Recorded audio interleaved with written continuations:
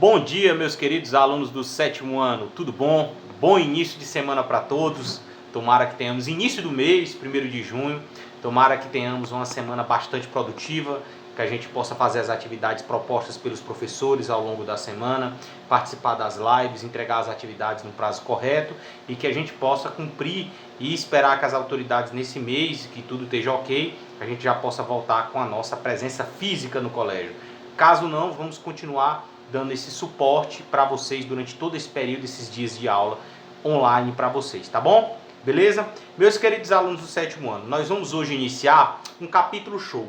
Nós vimos no capítulo 3 algumas mudanças que começaram a ocorrer na Europa feudal. Lembra? No capítulo 3, vamos lembrar que a gente fez em 4 aulas, 3 vídeos em 2 lives, que a gente falou o quê?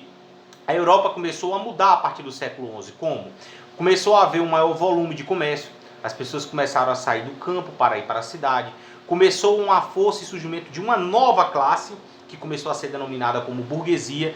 Vimos também que nesse contexto, devido ao crescimento das cidades, ocorreram muitas revoltas, principalmente porque os camponeses eram explorados. Então eles se rebelaram contra a nobreza.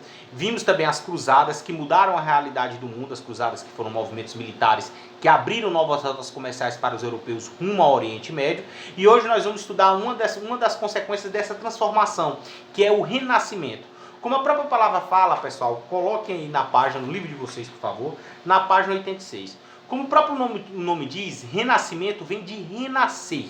Mas esse nome vem, pessoal, por quê? Porque o que era o renascimento? Acompanha nos slidezinhos aqui da nossa aula, tá bom? Acompanhe direitinho, vou passando aqui para você acompanhar.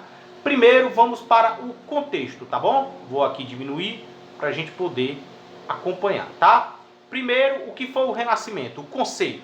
O Renascimento foi um movimento científico e cultural que nasceu na Itália no século XIV e se estendeu com variações por outras regiões da Europa até o final do século XVI. Olha uma coisa interessante que vocês devem observar.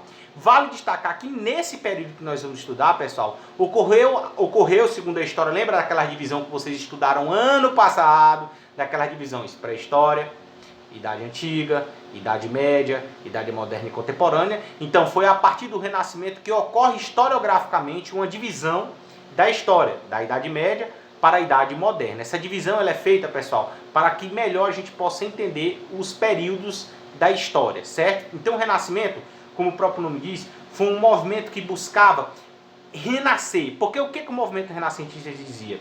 Durante anos, os renascentistas diziam que a Idade Média era a idade das trevas, a idade do terror, a idade da malvadeza, a idade da exploração. Então ele dizia o seguinte: somente a ciência e a razão poderiam livrar o povo europeu das trevas da ignorância. Então os renascentistas diziam que o homem, a partir daquele momento, tinha que ser um novo ser. E esse novo ser só poderia surgir com o advento da ciência, com o advento da razão. Então, os renascentistas, muitas das ideias que eles defendiam, entram em choque com a igreja naquela época. Por quê? Porque como a Igreja Católica era a instituição mais poderosa do mundo naquela época, da Europa, ela não queria abrir mão do seu poder. E uma das formas dela ter poder não era só o poder financeiro, não. Era o poder que ela tinha de dizer o que era certo ou errado para as pessoas naquele contexto. Então o movimento renascentista vem surgir como um movimento que vem questionar esse poderio da igreja, vem questionar esse poderio da nobreza. E isso vai causar grandes rupturas. Beleza? Acompanhe aí comigo, certo? Olha só. Esse movimento, vou aqui me afastar para vocês verem, esse movimento ficou conhecido como Renascimento porque seus protagonistas pretendiam partir das ideias da cultura greco-romana para fundar um novo mundo. Olha, seja, para eles, os renascentistas, filosoficamente falando, eles diziam que o mundo, quando ele fala mundo, entende, ele não fala do mundo África, não fala do mundo Oceania e América, ele está falando no mundo na concepção da Europa, porque é ali na Europa. O mundo devia ter uma nova transformação e para ter essa nova transformação era necessário resgatar os valores greco-romanos da filosofia que tinham sido esquecidos por eles. Inclusive na página 87, o historiador nos apresenta um texto bem interessante onde ele diz que ele faz inclusive até uma crítica. Os renascentistas diziam que a Idade Média era uma idade das trevas. Porque na Idade Média, segundo eles, não houve progresso cultural, não houve progresso social. Então, para eles, foi um período de trevas, de terror. Então, o que acontece? Os historiadores dizem que não, porque na Idade Média, lembra que a gente estudou no capítulo passado, houve sim importantes mudanças. Nós vimos que houve descobertas no campo da agricultura, o advento do comércio, o surgimento das universidades, ou seja, essa ideia que eles tinham em relação à Europa não é totalmente correta, inclusive é criticada pelo autor na página 87, beleza? Acompanha comigo. Mas para vocês entenderem, meninos, preste atenção, para vocês entenderem o Renascimento, vocês têm que entender o seguinte, que o Renascimento está intrinsecamente ligado com o quê? Preste atenção. O fortalecimento do movimento renascentista está ligado ao fortalecimento da burguesia nas cidades medievais. Nesse novo modelo urbano, os ideais medievais não se adequavam aos valores burgueses que consagravam o lucro e o sucesso individual. Olha só, o Renascimento defendia que o homem, para enriquecer, tinha que trabalhar. E para os renascentistas, o trabalho não era um castigo. Lembra que eu falei para vocês, eu venho falando desde o início do ano, que no período medieval a igreja católica condenava o trabalho e condenava o lucro. Então veja, eram duas coisas que para a burguesia, se ela condenava, era ruim, porque a burguesia vivia do quê? Do trabalho e do lucro. Então veja que a burguesia apoiou as ideias renascentistas, porque as ideias renascentistas casavam com os ideais de vida que eles acreditavam, que era o trabalho, o lucro, ou seja, o capitalismo, digamos assim. Inclusive, muitas das ideias renascentistas defendidas naquela época ainda hoje vigoram, como vocês vão ver mais à frente, aqui na página 90 e 91. Beleza? Então acompanha comigo, tá? Acompanha aí. Se tiver dúvida, vai parando o vídeo e vai voltando. Aqui é uma introdução do capítulo 4, certo? Acompanha. Olha só. Os homens, acompanha a leitura do slide comigo. Os homens, nesse novo modelo, não negavam a existência de Deus, mas colocavam em primeiro plano os interesses terrenos. Daí surgiu algumas características do Renascimento. Coloca aí, por favor, meninos, você que está assistindo aí agora, ó, levantando agora, tirando essa meleca do olho, ou então está assistindo 9 horas, 10 horas, não sei. Coloque aí na página 90, onde ele coloca pra gente algumas características do Renascimento. Olha algumas dessas características que ele fala no livro. Primeiro, valorização do passado greco-romano. Segundo, antropocentrismo. Outro, individualismo. Outro, uma nova visão do tempo. Então, primeiro, uma das características, pessoal, foi o humanismo, que está na página 91 que eu separei aqui para vocês. O que foi o humanismo? Foi um movimento intelectual do Renascimento, que foi um movimento surgido na Europa, mais precisamente na Itália, e é uma coisa interessante para falar. Vocês lembram que as principais rotas comerciais estavam aonde? Na Itália. E interessante, o movimento renascentista vai surgir na Itália. Por quê? Porque como a Itália vai ter grande fluxo de pessoas de toda a parte do mundo, vai ser um lugar que pessoas vão trazer várias ideias, vão trazer novas formas de pensar, consequentemente vai surgir novas maneiras de se ver a vida, a ciência vai evoluir, né? A matemática, entre outras áreas do conhecimento, certo? Então o humanismo foi um movimento intelectual do Renascimento, um movimento surgido na Europa, mais precisamente na Itália, que colocava o ser humano como o centro de todas as coisas existentes no universo. Beleza? Então, olha só algumas características do Renascimento, como eu falei. Primeiro, o antropocentrismo. O que é que dizia o antropocentrismo, pessoal? Que o ser humano passa a ser o centro do universo, negando a teoria defendida pela igreja, o teocentrismo, que o Deus estava no centro do universo. Ô professor, o senhor está querendo dizer então que os renascentistas eram ateus? Não, os renascentistas não eram ateus. Pelo contrário, eles acreditavam na existência de Deus. Mas eles diziam que antes da existência de Deus era necessário que o homem entendesse que a realidade que o cercava não era porque Deus queria. Vocês já viram aquela máxima que diz: fulano morreu porque Deus quis, fulano é pobre porque Deus quis, isso aconteceu porque Deus quis. Não, os renascentistas diziam, naquele contexto, que as coisas acontecem na nossa vida por opções que fazemos. Então ele dizia que o ser humano é o dono do seu próprio destino. Isso não quer dizer que ele tinha que negar a existência de Deus. Então uma das primeiras características do Renascimento é o antropocentrismo. Beleza? Outra característica que eu coloquei para vocês, pessoal, aí, até eu coloquei de uma maneira bem didática, para vocês verem a diferença entre teocentrismo e antropocentrismo. Teocentrismo, como falei, colocava Deus no centro do universo. E o antropocentrismo, o ser humano está no centro do universo. Outra característica, o individualismo, que eu falei para vocês, que dizia o quê? A valorização da capacidade da criação e espírito de competição. Ele dizia o quê? Os renascentistas diziam que o homem era capaz de mudar a sua realidade. E ele era capaz de mudar a sua realidade através do trabalho. Mas isso é verdade ou não? Se você, o seu pai, a sua mãe, as pessoas que você conhece, vocês só vão mudar de realidade se vocês o quê? Se vocês quiserem. Isso quer dizer, como eu coloquei na plaquinha, que fé e razão estão na contramão Não, podem andar lado a lado. Você pode ter fé, acreditar em Deus, mas usar a racionalidade, a ciência para explicar, para tentar explicar os fenômenos da vida. Por exemplo, se acontece um acidente, não foi porque Deus quis, existe um fato. Alguém errou, alguém deu causa.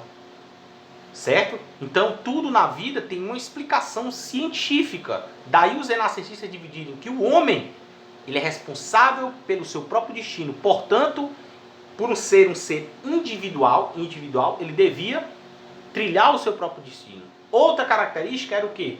Era o racionalismo. Tudo que eu estou falando aqui, que eu coloquei, aqui está nos slides, vocês veem na página, a partir da página 86, tá? 86, certo? Inclusive na página 86 ele inicia com aquele gibizinho da história da Mônica, do Romeu e de Julieta. Show de bola, que é uma história que surgiu na cidade italiana, de Veneza, que falava de uma história de dois jovens que eram inimigos de duas famílias inimigas. O amor proibido, a história de amor mais famosa de Romeu e Julieta, né? Que ao não ficarem juntos resolveram se matar. Então essa história retrata, né, logicamente que era duas famílias rivais em Veneza, e é a história que ficou extremamente famosa e foi feita no período do Renascimento. Uma outra característica foi o racionalismo, que eles defendiam que, pessoal, que a razão tinha que se sobrepor. Tinha que se sobrepor o que, pessoal? Se sobrepor a dogmas, o que a igreja dizia. Para eles, a ciência, ou seja, somente através da experiência, que você pode afirmar algo. E aí hoje é isso que nós estudamos, pessoal. O que existe em matemática, em física, em química, em história, em todas essas disciplinas, são algo que são provados, ou seja, não é algo que foi dito, oh meu Deus, passou. Não, é algo que é provado ao longo de séculos e séculos. Beleza, crianças feias? Se sintonizem, estamos entre os séculos XIV e os séculos XV, falando do Renascimento e aquelas mudanças da Europa medieval. Beleza? Olha só, uma outra característica, inclusive coloquei a mais, pessoal, é o naturalismo. Eu coloquei isso que eu acho interessante, não estava no livro de vocês, que ele dizia o seguinte: os renascentistas valorizavam a questão do corpo, da beleza, o corpo bem feito. É tanto que existiam muitas esculturas de indivíduos nus, mas vejam que as pinturas deles, da maioria, eram geralmente pinturas de caráter religioso. Enquanto as pinturas na época, no período medieval, eram pinturas onde geralmente não se pintava nu, porque a Igreja Católica dizia que a nudez era coisa do capeta. Então a nudez era condenável. Os renascentistas diziam que não. A nudez, desde quando bela e essencial, valoriza o homem. Quando eu falo homem, é homem e mulher. É tanto que tem várias obras de artes de alguns renascentistas que ele nos fala aqui no livro, como Leonardo da Vinci, Michelangelo, que valorizam o homem como no centro do universo. Mas vejam que todas as pinturas que tem nesse período sempre tem um tema, o quê? O tema religioso. Então isso não quer dizer, porque eu discordo da igreja do que ela fala, eu sou ateu. Não, você pode discordar desde que tenha base científica, sem problema algum, como os renascentistas fizeram. Beleza? Beleza? Até aqui eu espero que vocês tenham entendido. Aqui na página, eu quero que vocês...